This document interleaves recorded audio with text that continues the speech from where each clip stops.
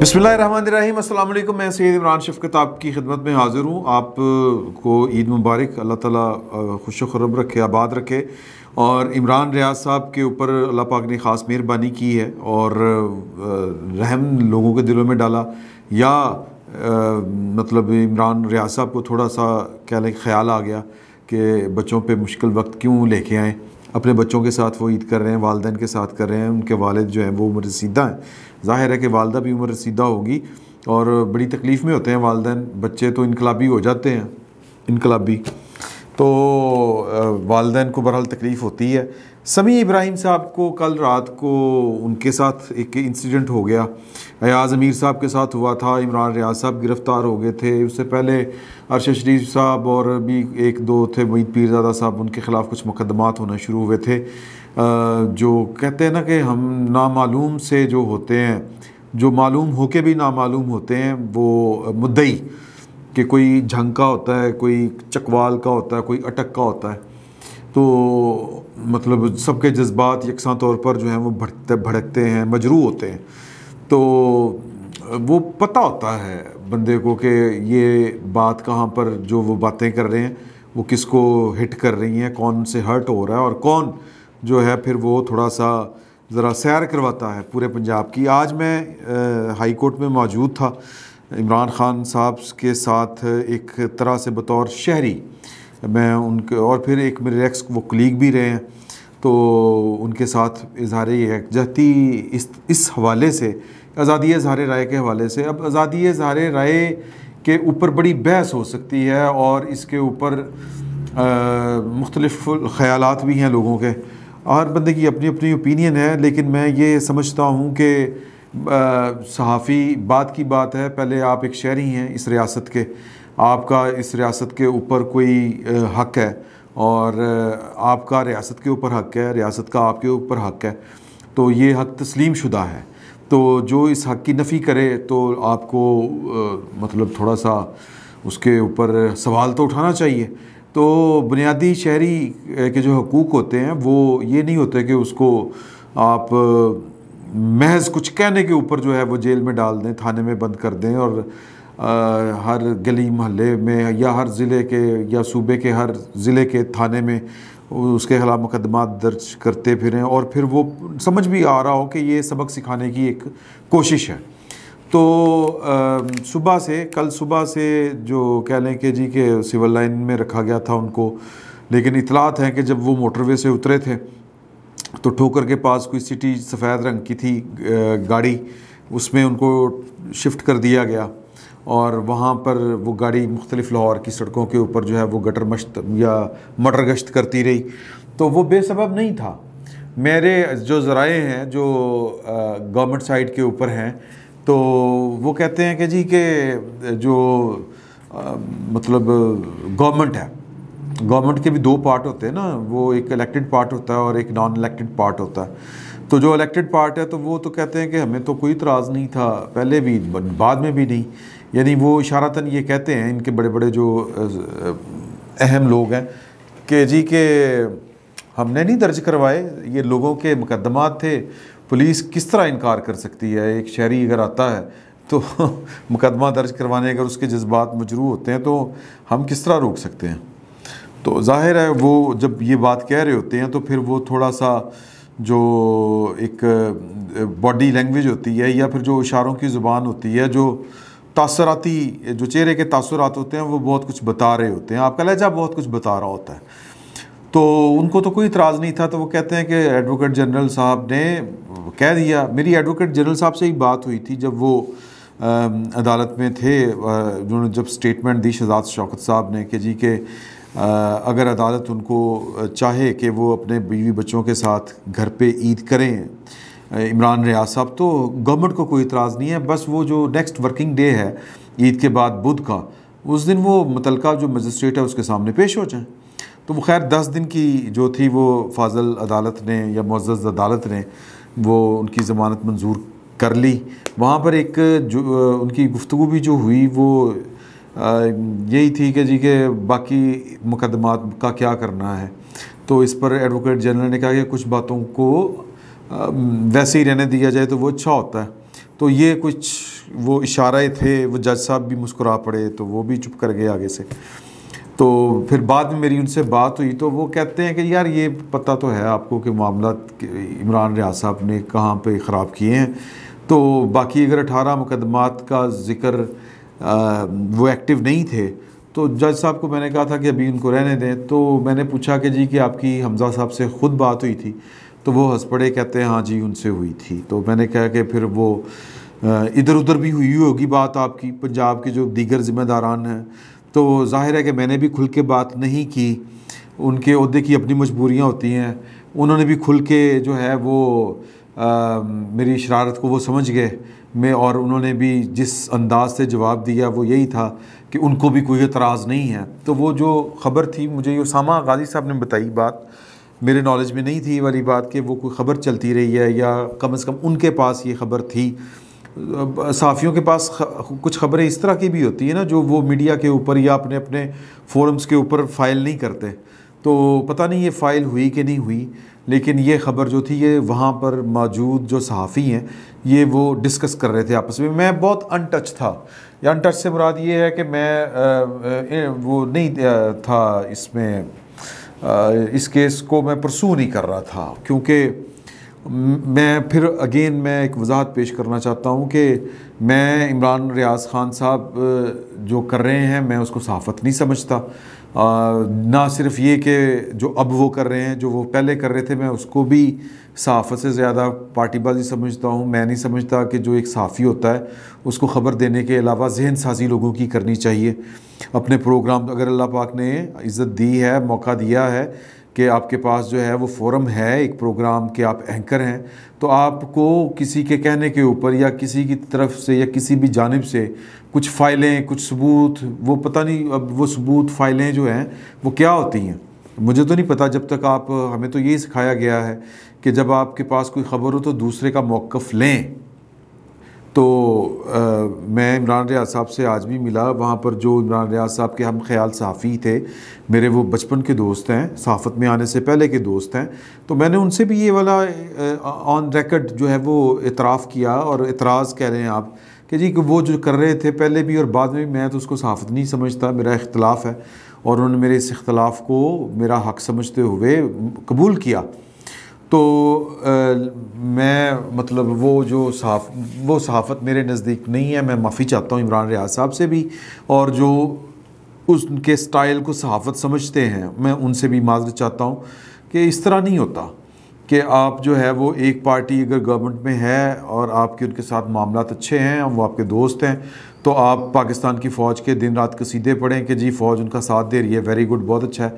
अगर फ़ौज जो है वो अल-ऐलान ये करे, इजहार करे इस बात का खुलेआम कि जी हमसे गलतियाँ हुई माजी में, हम मतलब मुलव्वस थे सियासी मामलात में, लेकिन अब हम नहीं हैं, हम नहीं करना, अब हम वी आर ए पोलिटिकल।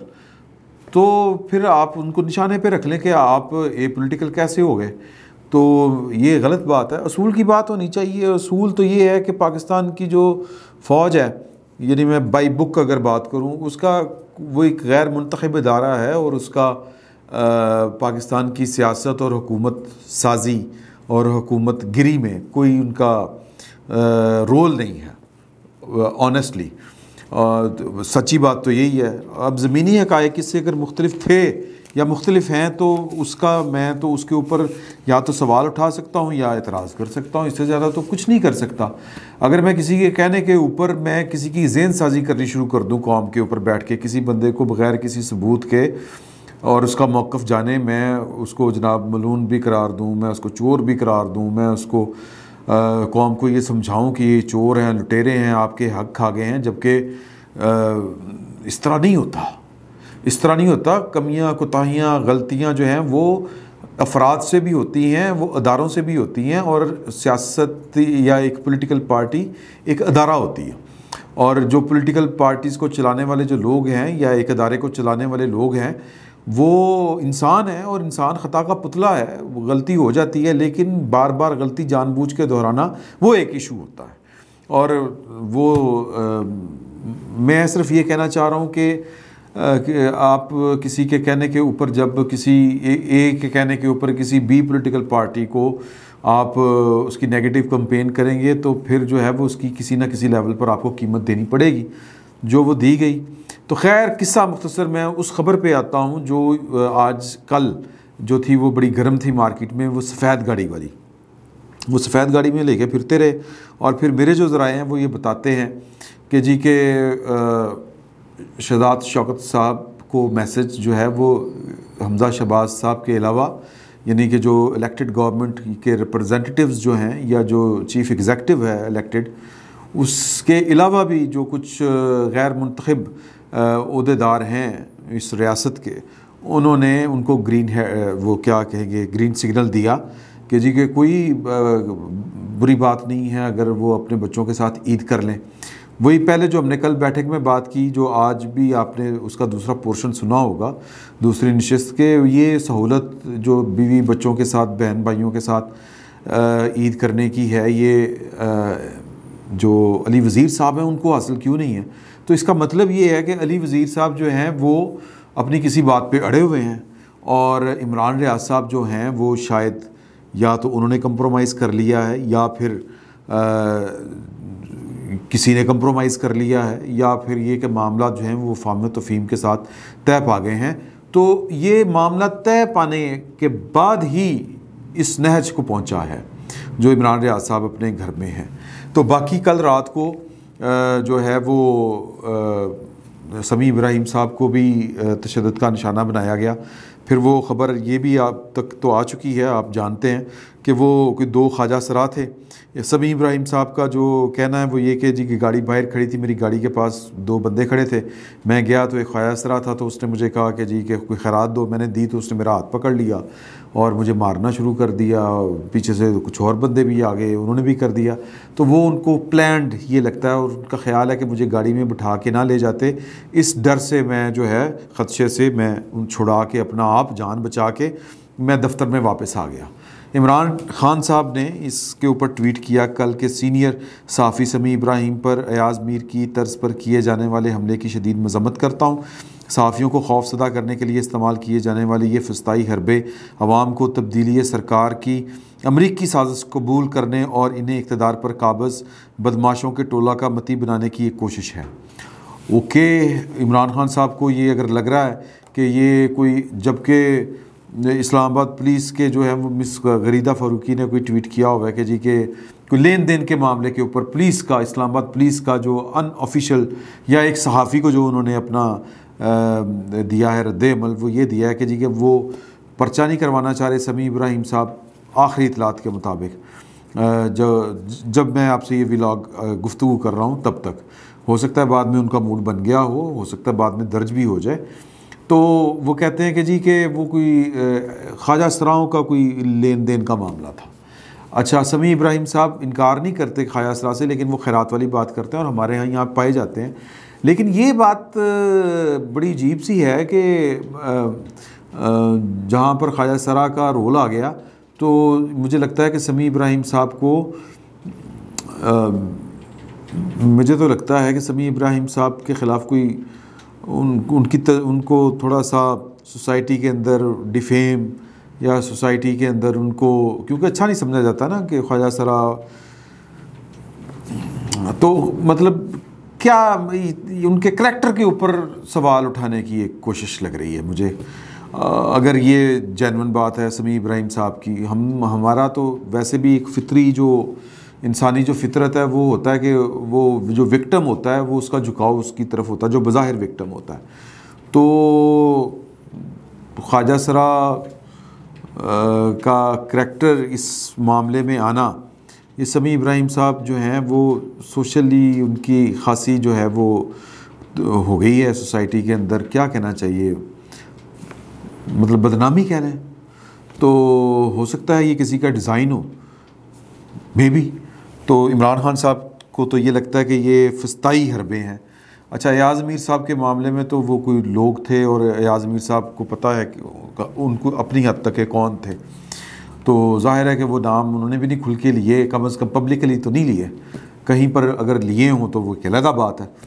तो लेकिन यहाँ पर जो समी इब्राहिम साहब का मामला है, ये लगता है कि कुछ किसी को अगर ये मामला टेढ़ा है बकौल इमरान खान साहब के ये हरबा है, तो बड़ा खौफनाक हरबा है। अगर ये इमरान खान साहब को लगता है कि ये हरबा है उनको सबक सिखाने का, तो ये बड़ा खौफनाक है। यानी कि इस लेवल पे भी जाके सोचा जा सकता है। अगर इमरान खान साहब की बात को हम दुरुस्त मान लें तो फिर अल्लाह से पनाह मांगनी चाहिए, यही कहा जा सकता है। आखिरी बात रहेगी वो मुस्लिम लीग नून वाले, वो हमारे दोस्त हैं, बड़े मोहतरम और बड़े पॉलिटिकल कारकुन हैं, सलमान रफ़ीक साहब, ख़ालिद साद रफ़ीक साहब के भाई, वो और अयाज सादिक साहब ने कल रात को इस्तीफ़े दे दिए थे। तो बड़ा एकदम पैनिक क्रिएट हो गया था कि ये गवर्नमेंट कहीं पर वो जा तो नहीं रही, कुछ टूट फूट तो नहीं शुरू हो गई। तो वो मामला ये हुआ था कि शहबाज शरीफ साहब ने कल रात को एक मीटिंग ली थी। ये मुझे पार्टी के एक सीनियर ऑफिशियल ने बताई ये वाली बात, क्योंकि उन्होंने फिर मेरी तवज्जो इस जानिब दिलवाई और फिर बाद में ख़बर भी आ गई। वो जो तारड़ साहब हैं, अता तारड़ साहब, उन्होंने ये वाली क्लियर कर दी थी कि उनके हलकों में इलेक्शन हो रहे हैं। मरियम बीबी ने भी की थी, क्योंकि पैनिक एकदम क्रिएट हो गया था। शायद हुकूमत जो है वो वफाक और पंजाब दोनों ही फारग होने लगी है। इसी तरह ही होता है ना, कोई एक जाता है बस वो शुरू होता है काम, तो फिर अल्लाह खैर सल्ला।